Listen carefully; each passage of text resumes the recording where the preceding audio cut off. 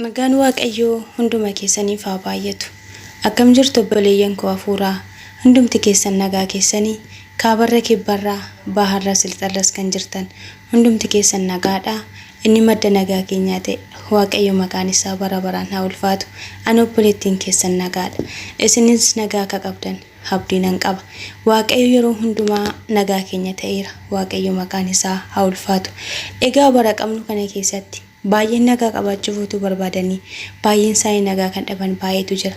Carraa jireenyaaf utuu hawwii guddaa qaban immoo jireenya immoo kan dhaban baay'ee isaaniitu jira. Nuti har'a garuu nagaa wal gaafachuun keenya Kiristoos biratti gatii guddaa qaba. Namni nagaa wal gaafatu isa nagaa qabudha. Waaqayyo Gooftaan haa ulfaatu, haa galateeffamu. Bara qabnu kana keessatti baay'een keenya carraa jireenyaa guddaa qabna. Jireenya guddaa Waaqayyo nuuf kennee jira. Waaqayyo ulfaatu. Jiraachuma keenya kanaaf Waaqayyoon galateeffachuun barbaachisaadha. Mee namni har'a ana dhageera jiraadheen Waaqayyoon nan galateeffadha kan jettu yoo jiraatte har'allee Waaqayyo guddaadha. Waaqayyotu na jiraachise. Galanni isaaf haa ta'u otoo jedhin bira hin darbin. Ganamatti, galgalatti, guyyaattis, halkanittis Waaqayyoof galata galchuun baay'ee barbaachisaadha. Obboleeyyan koo Waaqayyo Gooftaan maccaa galata afaan keenya irraa malee wanta nurraa barbaadu tokko illee hin qabu. Warqiif meetii dibichaaf goromsa nu harkaa hin barbaadu. Isas utoo isa qabaannee isaaf laanna ta'e inni tasumaallee nu harkaa fudhachuu hin danda'u. Yesuus Kiristoos galata arraba keenyaa duwwaa barbaada.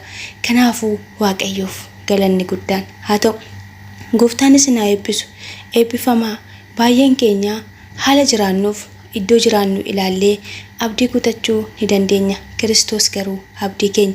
Roomee 12:12 irratti akkuma dubbatu sagalee Waaqayyoo abdii qabdanitti gammadaa, rakkina obsaa, Waaqayyoon kadhattuutis cimaa jedhee nutti dubbata. Kunis dubbii Waaqayyooti malee dubbii afaan namaa irraa dubbatametu hin taane. Namni sagalee Waaqayyoo dhaggeeffatu moo'ee jiraata. Namni sagalee Waaqayyootti qabamee jiraatu immoo darbee jiraata.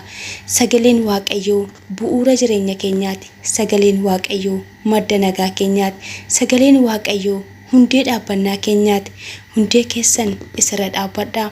Yaadaaf qalbii keessan gara dubbii Waaqayyootti deebisaa. Waaqayyo baraaf jireenya keessan haa eebbisu. Eebbifamaa. Isinin jaalladhaa, isinin kabaja. Ayyaanni Waaqayyo kooti isiniif haa baay'atu. Ani nama fooniidha. Isin jaalladhee bor isin jibbuu nan danda'a. Kiristoos garuu inni jaalala bara baraan nu jaallate anaaf isinin haa gargaaru. Isinis eebbifamaa. Gooftaan ayyaana isaa isiniif haa baay'isu.